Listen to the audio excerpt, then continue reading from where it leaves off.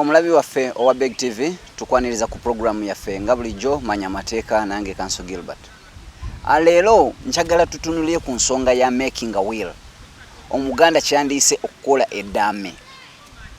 Omuntu yenna ali eyo manya nti kyavunaanyizibwa nnyo nti bw'oba olina property yo nga tonnafa okuleeta entalo mu baana kola eddaame, make a will.